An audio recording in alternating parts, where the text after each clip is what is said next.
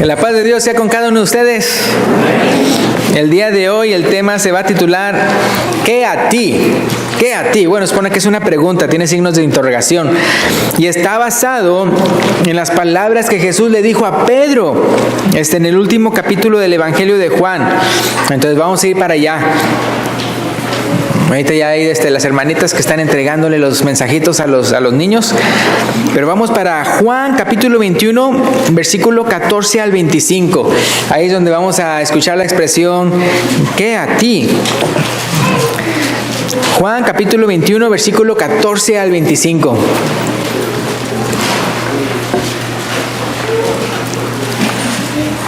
Y también se puede poner de una vez en el proyector una imagen que es simplemente representación de aquella ocasión.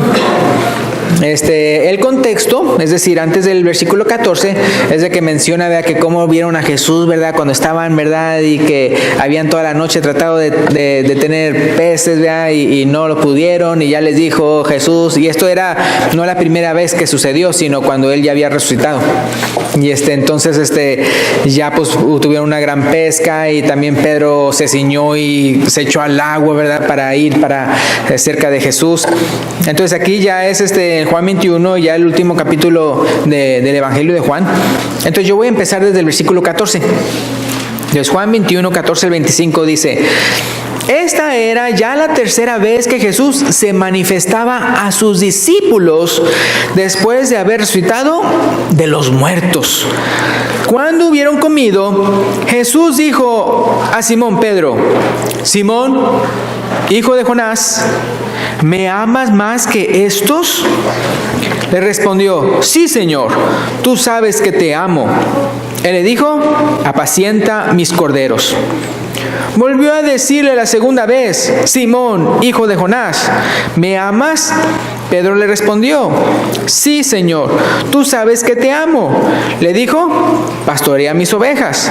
Versículo 17, le dijo la tercera vez: Simón, hijo de Jonás, ¿me amas? Pedro se entristeció de que le dijese la tercera vez: ¿me amas? Y le respondió: Señor, tú lo sabes todo, tú sabes que te amo.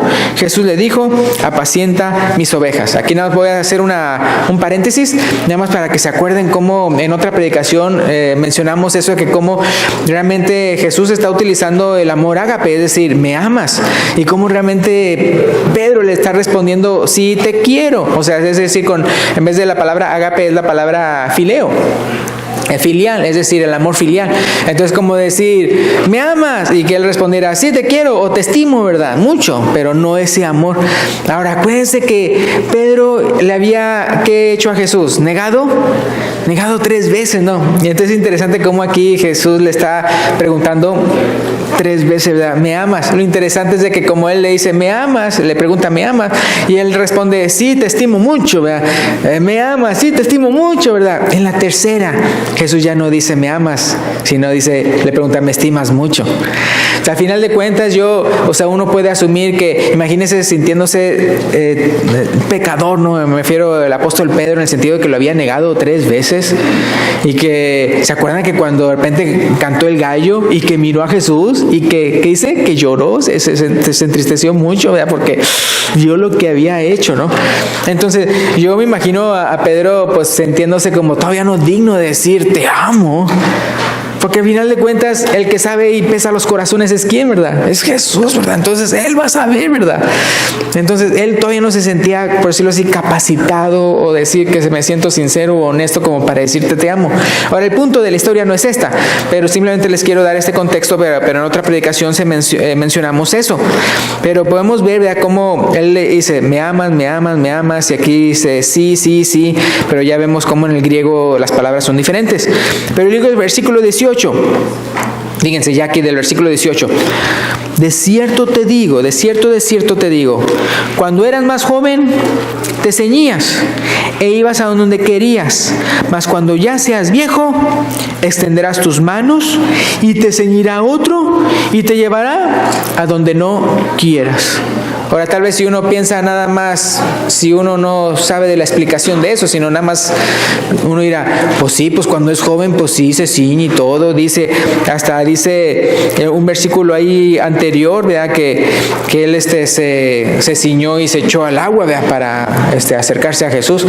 Entonces uno pensaría, pues ¿por qué dice ahí, verdad? Que sí, antes sí lo hacías, pero ahora después te va a ceñir otro y te llevará a donde quieras. Uno pensaría, si no supiera la respuesta, pues uno pensaría, pues será, pues sí, porque ya estoy viejito, ya como viejito, pues ya es otro, es el que me pone el cinto, el que me viste, el que después me lleva a un lugar. No, yo quiero ir acá, no, tú tienes que ir al baño, ¿verdad? O qué, ¿verdad?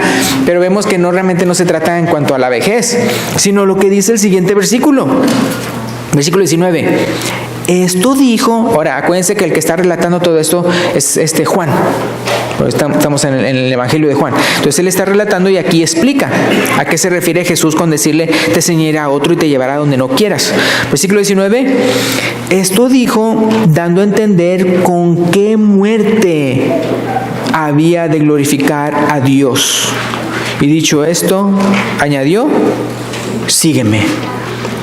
Ahora, ustedes saben cómo Dios interactúa con nosotros de una manera para que se haga la voluntad de Dios. Por ejemplo, en el caso de Abraham le dio una prueba bien gigantesca, que era, dame a tu hijo, ¿verdad? Ahora, se le considera el padre de la fe, ¿no? Ahora, ¿ustedes creen que Abraham llegó a tener más fe después de esa prueba? Sí, sí. Entonces, a pesar de que él sí ya tenía fe, una prueba da mucho más fe, porque en esas pruebas que uno tiene que ponerse realmente en la cabeza, ¿voy a seguir siendo cristiano o no? ¿Voy a seguir siendo esto o no? ¿Voy a negar a Cristo o mejor lo voy a decir, no, sí, yo creo, aunque me cueste la vida? Entonces, si se fijan, ya Pedro lo había negado 3 veces. Ahora, ¿por qué lo negó? ¿Porque realmente no creía que Jesucristo era el Hijo de Dios? No, sino por temor.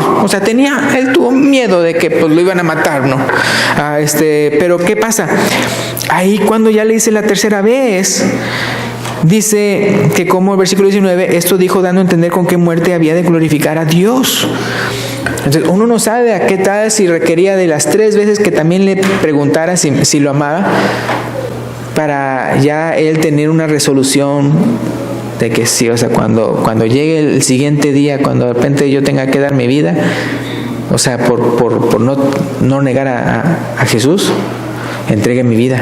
Porque ya para que Jesús haya dicho lo que dijo en el versículo 18, cuando seas viejo extenderás tus manos y te ceñirá a otro y te llevará a donde no quieras, refiriéndose a que él iba a dar su vida por el Evangelio, Pedro, para glorificar a Dios. Entonces uno puede ver que ya Jesús sabía que eso iba a pasar. Esa era una profecía de que iba a pasar eso. Entonces uno puede ver que aunque en ese momento presente el apóstol Pedro no se sentía capacitado como para decirle, sí, te amo, vea, con todo el corazón, con el amor, ágape, sabía que en el futuro, ya Jesús sabía ya que en el futuro él iba a aprender a amar de esa manera que él estaba preguntando. Y uno lo puede ver también en sus epístolas, en las epístolas del apóstol Pedro, cuando él dice que nos amemos unos a otros y todo eso, habla del amor ágape. Entonces uno puede ver que a final de cuentas él sí llegó a ese amor tan grande. Pero volviendo otra vez aquí a la historia donde nos encontramos, fíjense, él está diciendo eso y ya le está dando a entender que sí, que después él no va a negar a Jesús con tal de salvar su vida, sino que él va a morir, ¿verdad? Y con eso va a glorificar a Dios. ¿Y qué dice entonces el versículo 20? Volviéndose Pedro, versículo 20, volviéndose Pedro, vio que le seguía el discípulo a quien amaba Jesús. Entonces ahí parece que entonces cuando están teniendo esa plática, ¿cómo se encuentran Jesús y Pedro? Como que tal vez en la orilla de la playa, ¿no? Ahí caminando. ¿Y atrás quién venía? Juan, ¿verdad? Es Juan. Él no se menciona por nombre, pero sabemos que el discípulo amado es Juan, ¿no? Y él quiere ser más específico con la descripción que viene después. Dice otra vez el versículo 20. Volviéndose Pedro, vio que le seguía el discípulo a quien amaba Jesús. Unos dicen que Juan era como que el más joven de los apóstoles, era el más jovencito. Entonces, de una manera, pues tal vez le tenía un cariño especial, ¿no? Dice, el mismo que en la cena cena se había recostado al lado de él. ¿Se acuerdan de aquella ocasión? Ahora acuérdense que las mesas o las sillas en aquel entonces no son como las del día de hoy cuando uno va a comer, sino que son reclinatorios. Son reclinatorios. Entonces cuando dice que se acostó al pecho, acuérdense, son reclinatorios y él está al pecho donde está Jesús. Y era cuando le preguntó, pregúntale a él quién es el que te va a entregar, ¿verdad? Y ya pues él le dice, vea, pues es quién es, ¿verdad? Entonces él está ahí poniendo ese contexto para que no se acuerde quién es, que viene siendo Juan. Es el discípulo amado, el mismo que en la cena se había recostado al lado de él y le había dicho, Señor, ¿quién es el que te ha a entregar?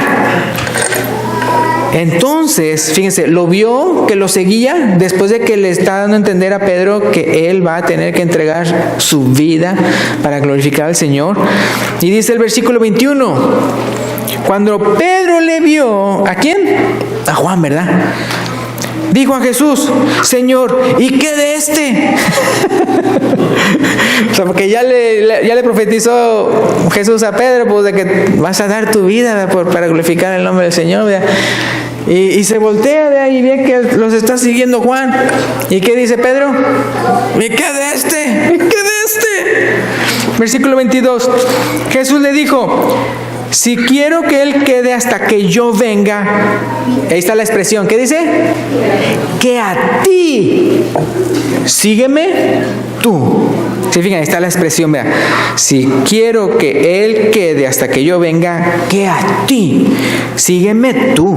Versículo 23. Ahora aquí está explicando Juan qué es lo que pasó después, vea. Versículo 23. Este dicho se extendió entonces entre los hermanos. ¿Cuál dicho? Lo va a decir. Dice, que aquel discípulo, ¿qué dice ahí? No moriría. Pero Jesús no le dijo que no moriría, sino, si quiero que él quede hasta que yo venga, que a ti.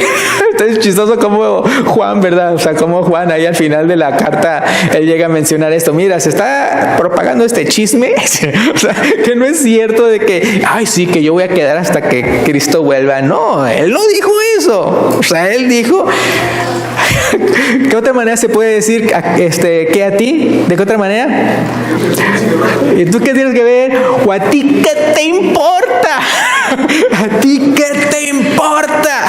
Sígueme tú. Esa es Ahora, si usted es regio, entonces usted va a querer ahorrar palabras y la manera que se dice es que ti. Así es. Ya ni siquiera con la A, sino que ti. O sea, ¿qué te importa? Entonces aquí Juan está diciendo, no dijo que yo no iba a morir, dijo que a ti. Entonces, versículo 24. Este es el discípulo que da testimonio de estas cosas. O sea, el que está redactando y todo eso, el Evangelio de Juan. Este es el discípulo, o sea, el que yo estoy diciendo, que da testimonio de estas cosas. Y escribió estas cosas y sabemos que su testimonio es verdadero. Versículo 25. Y hay también otras muchas cosas que hizo Jesús, las cuales si se escribieran una por una, pienso que ni aún en el mundo cabrían los libros que se habrían de escribir. Amén, ¿verdad? Entonces el mensaje del día de hoy es aprender acerca de esa expresión, ¿qué a ti? Entonces uno puede ver aquí en el contexto, estando a entender, hermanos, que a veces a nosotros, vamos a decir que si nosotros tenemos que pasar por pruebas, si tenemos que pasar por calamidades o tenemos que pasar por tribulación, lo que sea, y vemos que otro hermano no, y uno está como que, Señor, vea, yo ya me enfermé mucho, ahora enfermelo a este. O Señor, vea, tanta cosa en mi casa, pues ahora porque estos no, vea, bien felices. Ajá, bien felices. A mí se hace que son puros hipócritas. O sea, y entonces uno como que quiere que, pues, Señor, vea, si yo tengo que morir, pues también él. O sea, de una u otra manera. ¿Y qué nos responde Jesús? ¿Qué a ti? ¿Qué a ti? ¿Qué te importa? Sígueme tú. Entonces es muy importante eso. Me acuerdo que una vez una hermana que nos llegaba a visitar, ella decía que antes ella era así, era muy corajuda. que ella de cuenta decía, si yo voy a morir, los demás también. O sea, hablando en el sentido de que, como dice la palabra de Dios, ¿verdad? Que, bueno, Pablo dice, ya no vivo yo, más Cristo vivo en mí, ¿verdad? O cuando Jesús dice, el que quiera venir en pos de mí, niéguese a sí mismo, tome su cruz y sígame, ¿verdad? Cada día. Entonces ella pensaba, o sea, si yo tengo que morir, también los demás. Entonces nada más andaba fijando en los demás. Así que, y este. Porque pues si yo voy a morir, pues también los demás. Hasta que entonces ella sintió como que pues yo les dijera, deja de criticar a mi esposa. O sea, a la iglesia. Porque si al final de cuentas la iglesia es esposa de ¿quién? Es el Señor, es de Cristo. Y si nada más nos ponemos a andar criticando a la iglesia, estamos criticando a la esposa de Cristo. Entonces en este caso, ¿verdad? Le dice a Pedro, ¿verdad? ¿Qué a ti? ¿Verdad? Sígueme tú. Entonces dice, entonces en el caso de nosotros, ¿verdad? Si no anda pensando, Señor, ¿y qué de este hermano? ¿Y qué de este hermano? ¿Y por qué yo tantas calamidades y este no? Y entonces, ¿cuál va a ser la respuesta del parte del Señor? ¿Qué a ti? ¿A qué te importa? Tú sígueme. Entonces ese es el mensaje del día de hoy. Pero vamos a ir a otros versículos. Por ejemplo, en Mateo capítulo 20, 1 al 6. Y luego también puede poner otra ilustración, ahí ya está. Entonces Mateo capítulo 20, versículo 1 al 6. Dice, porque el reino de los cielos es semejante a un hombre, padre de familia, que salió por la mañana a contratar obreros para su viña. ¿Sí lo tienen ahí? Mateo 20, 1 al 6. Versículo 2. Y habiendo convenido con los obreros, ¿cómo dice ahí? Habiendo convenido con los obreros en un denario al día, los envió a su viña. Y saliendo cerca de la hora tercera del día, vio a otros que estaban en la plaza desocupados. Y les dijo, id también vosotros a mi viña, y os daré lo que sea justo. Y ellos fueron. Salió otra vez cerca de la hora sexta y novena. ¿Y qué dice? Hizo lo mismo. Y saliendo cerca de la hora undécima, halló a otros que estaban desocupados. Y les dijo, ¿por qué estáis aquí todo el día desocupados? Le dijeron, porque nadie nos ha contratado. Él les dijo, id también vosotros a la viña, y recibiréis lo que sea justo. Versículo 8. Cuando llegó la noche, el señor de la viña dijo a su mayordomo, llama a los obreros y págales el jornal, comenzando desde los postreros hasta los primeros. Versículo 9.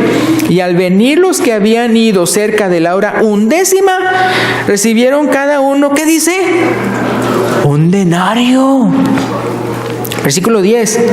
Al venir también los primeros, pensaron que habían de recibir más, pero también ellos recibieron cada uno un denario. Ahora, aquí me voy a quedar, porque quiero que lo apliquemos a nosotros, hermanos. Imagínense que nosotros seamos esos obreros.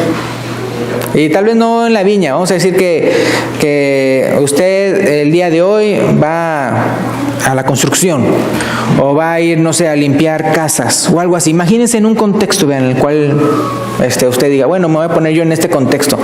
Y que al inicio del día le diga, vean, el dueño de la compañía o el de la casa o eso, mira, te voy a dar, ¿cuánto sería? Vamos a decirle 100, ¿verdad? $100, te voy a dar $100. Me trabajes hoy. Y al inicio de la mañanita, ¿no? Y usted todo el día, pero anda ahí, ¿verdad?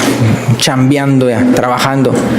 Y de repente va viendo usted que está ahí chambeando y todo, y van entrando más personas, ¿no? Y van también trabajando, ¿verdad? Y de repente en la tarde vienen otros, ¿verdad? Y luego más tarde otros. Y luego ya en la última hora, vamos a decir que el cierre hubiera sido que a las 6 o a las 7 y una hora antes, otros más se metieron a trabajar. Y de repente, al final del día le van a pagar, vean, los $100.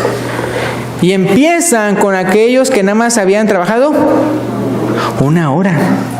Y luego 2, 3, 5 horas y todo. Y usted estuvo todo el día trabajando. Y le dan, ¿cuánto dijimos? Y le dan $100 a ellos, hasta incluyendo al que trabajó nada más 1 hora. Y otra, y otro, y puros de 100. Y otro. ¿Qué va a pensar usted? Usted va a pensar, pues para mí va a ser más. Si hasta que trabajó 1 hora. Y si él le dio. Y yo todo el día. Y 100. Es lo que uno pensaría, ¿no? O sea, uno pensaría así. Pero ¿qué dice aquí? Vamos a ver. Entonces dice el versículo 10. Al venir también los primeros, pensaron que habían de recibir más. Pero también ellos recibieron cada uno un denario. Entonces imagínense, usted llega al final y le dan también los $100. Lo mismo que le dio al de... Ahora, ustedes convinieron con $100. Ustedes convinieron con $100. Versículo 11. Y al recibirlo, ¿qué dice ahí? Murmuraban contra el padre de familia, diciendo: estos postreros han trabajado 1 sola hora. Yo sé, yo lo conté. Ahí sí. Dice: y los has hecho iguales a nosotros, que hemos soportado la carga y el calor del día. Versículo 13. Él, respondiendo, dijo a uno de ellos: amigo, ¿no te hago agravio? ¿No conviniste conmigo en un denario? Es decir, es cierto, o sea, no le estaba haciendo ninguna injusticia. Si ustedes estuvieran trabajando todo el día y de repente les dan a otros les dan lo mismo que a ustedes los contrataron, pues al final de cuentas les hizo una injusticia a ustedes. No hizo absolutamente ninguna injusticia. Acuérdense, injusticia sería igual a pecado. Y Dios no es pecador. Entonces nunca es injusto con nadie. Nunca es injusto con nadie. Dice: no te hago agravio. ¿No conviniste conmigo en un denario? Y luego el versículo 15. ¿No me es lícito hacer lo que quiero con lo mío? ¿O tienes tú envidia porque yo soy bueno? Digan. Acuérdense que en el caso de nosotros, o acuérdense que en el contexto aquí me refiero contexto histórico de aquí de la parábola, nos está comparando quién con quién. Los judíos, o sea, lo que era el pueblo de Dios, ¿verdad? El pueblo de Dios con los gentiles. Bueno, nosotros somos los que estamos entrando a la viña a la última hora del día. Qué bueno que Dios es bueno, ¿verdad? Si Él fuera solamente justo y no fuera misericordioso, o sea, la misericordia siempre es más que la justicia, imagínense dónde estaríamos nosotros. Entonces, eso sí, pero nunca es injusto. Entonces, en el caso de nosotros, hermanos, cuando usted sienta como que está siendo Dios injusto con usted, porque mira por qué a la otra persona le va bien. En el caso de Pedro era, bueno, si yo voy a morir, ¿por qué este no? En este caso es lo contrario. Oye, pues si a este le estás dando muchas bendiciones, ¿por qué a mí no? Ahora, interesante. Acuérdense que los has hecho, dice, iguales a nosotros. O sea, es decir, a ellos no les dio 200 o 300, le dio simplemente lo mismo que a uno. Entonces, en el caso de nosotros los gentiles, ya cuando estamos en Cristo, tenemos las promesas que Dios le dio a Abraham, al pueblo de Dios. Tenemos lo mismo, a pesar de haber trabajado al final. Entonces, ya aplicándolo a nosotros, imagínense que nosotros, hermanos, no sé cuántos de ustedes tengan más tiempo como cristianos. Vamos a decir que tal vez hay uno que haya tenido 50 años, ya tengo 50 años de cristiano, vamos a decir que hay alguien así. Y que en esos 50 años haya trabajado pero duro y todo, y en la obra del Señor, ¿verdad? Y todo aquello y así. Y de repente llegan otros, ¿verdad? Y menos. Ahora, saben que en el caso de nosotros, pues todavía no sabemos cuándo Cristo viene. Pero es cierto, no es cierto que unos de repente ya Dios los llama antes. Sí, ¿verdad? Nosotros, esta congregación ha sido testigo de por lo menos 2 casos de personas que, imagínense otra vez, que usted se haya bautizado hace 25 años, hace 50 o hace 20, lo que sea. Y vamos a decir que en esos años usted haya trabajado bastante en la obra del Señor. Y también obviamente venciendo la tentación y todo eso, la lucha cristiana. Y de repente viene uno, ¿y qué ha pasado aquí, vea? Enfermo de cáncer o algo. se ha bautizado aquí personas que en esa misma semana mueren. ¿Para dónde fueron? Bueno, si tenemos fe en Dios, en lo que dice su palabra, pues están en la presencia del Señor. Ahora, ¿a poco, vea, los que ya tenemos mucho tiempo, vamos a estar diciendo, ay, Señor, no se vale? No, déjalo aquí, caloche, que vea lo que es ser cristiano, así que sufra como yo, vea, en mi vida cristiana. ¿Ya que no tiene sentido? No tiene sentido, hermano. O sea, no, al contrario, gloria a Dios, ¿verdad? Que Dios le dio la oportunidad de convertirse antes de que se fuera. Porque si no, a otro lado se hubiera ido. Al contrario, ¿verdad? Entonces igualmente, hermanos, nosotros, así como en el caso de Pedro, ¿verdad? Que uno no piense, bueno, Señor, si tú me has dado tantos sufrimientos y tantas pruebas y tantas, ¿por qué este no? Entonces igualmente uno piensa en las bendiciones. Al final de cuentas, a veces, ¿verdad? ¿Se acuerdan cuál fue la expresión de él? En el versículo 15. ¿No me es lícito hacer lo que quiero con lo mío? Entonces, ¿Dios puede bendecir y hacer lo que Él quiera con lo suyo? ¡Claro! Él es omnipotente y Él es todopoderoso y Él es soberano. Y Él puede hacer. ¿A poco usted no puede hacer lo que usted quiera? ¿O alguien más le va a andar criticando a usted cómo usa su dinero o cómo usa sus cosas? No, o sea, es usted. Entonces, ¿no me es lícito hacer lo que quiero con lo mío? Y luego, ¿qué otra cosa le pregunta? ¿O tienes tú envidia porque yo soy bueno?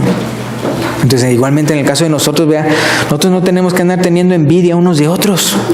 Hay una parte en la palabra de Dios que dice que no seamos envidiosos y que dejemos de irritarnos y que, o sea, unos a otros y cosas así. Entonces, usted no envidie las bendiciones que Dios le da a otro hermano. Y no le ande ahí reclamando a Dios, ay, no se vale, porque a él le diste y a mí no, ¿verdad? O a mí no me diste más de lo que yo pensaba, ¿verdad? Después de tanto trabajar. Pero ¿qué dice el versículo 16? Así los primeros serán postreros y los postreros primeros. Porque muchos son llamados, mas pocos escogidos, ¿verdad? Entonces otra vez, si uno quiere compararse con otro delante de Dios, ¿cuál va a ser la respuesta de parte de Él? ¿Qué a ti? ¿Qué te importa? O sea, ¿por qué das de cuenta que te andas comparando con otro? Entonces, si Dios quiere entonces que uno sufra mucho, o sea, que Dios permita que enfermedad o que persecución o cosas así como hasta muerte con el apóstol Pedro, pero que si Él quiere que otro esté aquí hasta que el Señor venga, que a ti. Igualmente, vea, si usted siente como que otra persona está siendo más bendecido que uno, que a ti, ¿verdad? Que a ti. Dios puede hacer lo que Él quiera con lo que es suyo. Entonces, muy importante. También vamos a ir a Romanos capítulo 14. Le puede apagar la ilustración. Gracias. Romanos 14. Fíjense lo que dice aquí. Romanos 14, 1 al 4. Recibid al débil en la fe, pero no para contender sobre opiniones. Porque uno cree que se ha de comer de todo, otro que es débil come legumbres. El que come legumbres, el que come no menosprecie al que no come. Y el que no come no juzgue al que come, porque Dios le ha recibido. Entonces quiero enfatizar el versículo 4. ¿Cómo dice ahí? ¿Tú quién eres que juzgas al criado ajeno, verdad? Porque todos nosotros somos ¿qué? Todos nosotros somos siervos del Señor. Nadie de ustedes es mi siervo y yo no soy siervo de ustedes. Eso se refiere cuando dice aquí, ¿tú quién eres que juzgas al criado que dice ajeno, verdad? Él es tu hermano en Cristo, ¿verdad? Y todos nosotros somos siervos de Dios. Entonces, ¿tú quién eres que juzgas al criado ajeno? Para su propio Señor está en pie o cae, pero estará firme, porque poderoso es el Señor para hacerle estar firme. Versículo 10. Pero tú, ¿por qué juzgas a tu hermano? O tú también, ¿por qué menosprecias a tu hermano? Porque todos compareceremos ante el tribunal de Cristo. El versículo 13, ¿qué dice? 13. Así que ya no nos juzguemos más los unos a los otros, sino más bien decidid no poner tropiezo o ocasión de caer al hermano. Entonces otra vez el énfasis aquí que estoy haciendo es en el versículo 4. ¿Tú quién eres que juzgas al criado ajeno? Entonces otra de verdad, si de repente tampoco así como uno no puede decir, bueno, si yo sufro que él también sufra, o si esta persona recibió tanta bendición y trabajando poquillo, pues yo también quiero estar así. De la misma manera también uno no puede andar juzgando a otro como si fuera el criado de uno. No, porque al final de cuentas todos nosotros somos siervos de Dios, todos somos.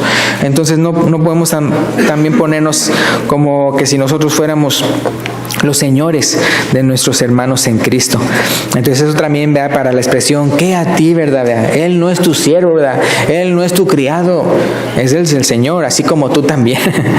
Y luego vamos a otra, en Números capítulo 11. Esa es otra situación muy parecida que también quedaría el que a ti.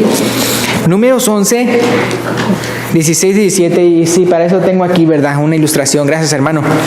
Números 11, si pueden ir para allá, está Génesis, Éxodo, Levítico y Números, vean, el cuarto libro de la Biblia. Números capítulo 11. Ahora no voy a ni explicar el contexto, para no salirme por la tangente, pero vamos a irnos a Números 11, 16, 17 y luego 25 al 29, para irnos al grano. Números 11, 16 y 17, primeramente, dice: Entonces Jehová dijo a Moisés: Reúneme 70 varones de los ancianos de Israel, que tú sabes que son ancianos del pueblo y sus principales, y tráelos a la puerta del tabernáculo de reunión, y esperen allí contigo. Y yo descenderé y hablaré contigo, y tomaré del espíritu que está en ti, que viene siendo el espíritu de profecía, y pondré, que dice, en ellos, y llevarán contigo la carga del pueblo, y no la llevarás tú solo. Entonces ahí están las indicaciones, ya tienen que traer todas esas personas allá al tabernáculo. Ok, ahora vamos a irnos al versículo 25 en adelante. Versículo 25. Entonces Jehová descendió en la nube y habló y tomó del espíritu que estaba en él, o sea, en Moisés, y lo puso en los 70 varones ancianos. Y cuando posó sobre ellos el espíritu, ¿qué dice ahí? Profetizaron y no cesaron. Versículo 26. Y habían quedado en el campamento 2 varones, llamados, ¿cómo se llamaban? El uno Eldad y el otro Medad. A mí se me hace que eran hermanos, ¿no es cierto? Dice Eldad y el otro Medad, sobre los cuales también reposó el espíritu. ¿Y dónde se encontraron ellos? ¿En el tabernáculo? No, se encontraron ahí en el campamento, ya fuera. Dice, estaban estos entre los inscritos, o sea, de los que debían de ir al tabernáculo, pero no habían venido al tabernáculo. Y profetizaron, ¿dónde? En el campamento. Versículo 27. Y corrió un joven y dio aviso a Moisés y dijo: Eldad y Medad profetizan en el campamento. Versículo 28. Entonces respondió Josué, hijo de Nun, ayudante de Moisés, uno de sus jóvenes, y dijo: Señor Moisés, ¿qué dice ahí? Impídelos, impídelos. Versículo 29. Y Moisés le respondió: ¿Tienes tú celos por mí? Ojalá todo el pueblo de Jehová fuese profeta, y que Jehová pusiera su espíritu sobre ellos. Si fijan ahí el contexto, vea, era de que todos, vea, tenían que venir al lugar de reunión, al tabernáculo. Pero había 2 inscritos, vea, que no vinieron, no asistieron. Y cuando pasó lo que tenía que pasar, ¡buah! Y que todos empezaron a profetizar y todo eso, esos 2 que no vinieron, que no asistieron, estaban allá afuera. ¿Y qué pasó? Ellos también recibieron el espíritu de profecía y estaban ahí profetizando. ¿Y qué dijo uno? Vea, o sea, impídelos. Como diciendo, no se lo merecen, no estuvieron aquí. Y luego lo regaña Moisés, ¿verdad? Diciéndole, ¿qué dice en el versículo 29? ¿Tienes tus celos por mí? Ojalá todo el pueblo de Jehová fuese profeta, y que Jehová pusiera su espíritu sobre ellos. O sea, qué bueno fuera que no nada más esos 2, sino que todo el campamento. Y no sé si fijaron, quién era el que se comportó de una manera celosa, según las palabras que utiliza Moisés, ¿no? ¿Quién fue? ¿Sí fijaron quién era? Josué, hijo de Nun. Ese valiente, el que después pasó a liderar al pueblo después de Moisés. ¡Qué cosas, no! O sea, alguien que era valiente, guerrero, ¿verdad? Tremendo. Pero aún hasta en alguien así pudiera llegar a haber celos. ¡Qué cosas, no! ¡Qué cosas! ¿Por qué, Señor? ¿Por qué le das esos dones a aquellos y a mí no? Mira, no se vale. Ellos ni siquiera estaban aquí presentes. Ellos estaban allá afuera. De seguro que estaban viendo fútbol. O sea, entonces hay veces personas, ¿verdad?, que son bien celosos en el sentido de que no se vale, ¿verdad?, que alguien que no está aquí, ¿verdad?, que no estuvo aquí en la junta, porque en este caso era como una junta. Ahí los de, ¿cómo se llama?, con Moisés en el tabernáculo de reunión, que así se llama. Y en vez de eso, ¿verdad?, o sea, de andar pensando uno, ¿verdad?, de que no se vale, solamente los de aquí son los que pueden y los que están afuera no, ¿verdad? O sea, al final de cuentas, ¿quién los escogió? Pues Moisés no tenía el poder de yo voy a darles a esos dos que están allá afuera el espíritu. No, todo fue de parte de ¿quién? De Jehová, de Dios. Dios fue el que hizo eso, ¿verdad? Y se acuerdan como también con Cornelio, que como en el caso de Pedro, él pensaba que no, o sea, solamente los judíos pueden ser cristianos, ¿verdad? Una persona que es gentil, que no sea circuncidado y guardado la ley de Moisés, pues no puede, ¿verdad? ¿Y qué hizo Dios? ¡Pum! Les dio, bajó, ¿verdad?, el Espíritu Santo, ¿verdad?, sobre ellos, ¿verdad?, como dice el apóstol Pedro después cuando explica, así como nosotros al principio, como en Hechos 2, dice que como hablaban en lenguas, ¿verdad? Y entonces uno puede ver, o sea, al final de cuentas, hermanos, si Dios de repente da dones y de repente Dios da maravillas a personas que uno dice, esto no es correcto, ¿verdad? Hermanos, ¿cuál es la respuesta que decimos? ¿Cuál es el título del mensaje de hoy? ¿Qué a ti? Mira. ¿Qué a ti? Mira. Si Dios los escoge, ¿qué a ti? Mira. Entonces, en este caso, de que trabajar, ¿verdad?, con los celos, ¿verdad?, si es que uno tiene celos por otros. Y ya vamos a terminar. Ahí en Marcos capítulo 9, versículo 38 al 41, ahí está la ilustración. Marcos 9, 38 al 41. Esta historia de Números 11 me recuerda a esta historia del Nuevo Testamento. Marcos 9, 36 al 41, 38, perdón, al 41 dice: Juan, o sea, el apóstol Juan, le respondió diciendo: Maestro, o sea, Jesús, hemos visto a uno que en tu nombre echaba fuera demonios. ¿Pero qué dice? Pero él no nos sigue. ¿Y qué? Y se lo prohibimos. ¿Se acuerdan que Josué decía: impídelos? Dice, se lo prohibimos porque no nos seguía. Versículo 39, pero Jesús dijo: no se lo prohibáis, porque ninguno hay que haga milagro en mi nombre que luego pueda decir mal de mí, porque el que no es contra nosotros, por nosotros es. Y cualquiera que os diere un vaso de agua en mi nombre porque sois de Cristo, de cierto os digo que no perderá su recompensa. Oh, wow, qué cosas, ¿no? Hablando de personas que no nos siguen, ¿verdad? Y se lo prohibimos, no se lo prohibáis. No nada más eso, es como que si Jesús dijera, sino que si hasta alguien les da un vaso de agua fría en el nombre de Jesús, ¿verdad?, porque son cristianos, no perderá su recompensa. Ahora, yo no sé cómo va a ser eso, vean. Acuérdense, Dios es el juez, Dios es el Señor, Él sabe cómo va a ser su juicio y todo eso, pero Él dice que Él lo va a recompensar. Entonces, ¿y vamos a ponernos nosotros celosos? No lo recompenses porque no está con nosotros. Es de Dios, vean. Todos nosotros somos siervos de Dios, vean.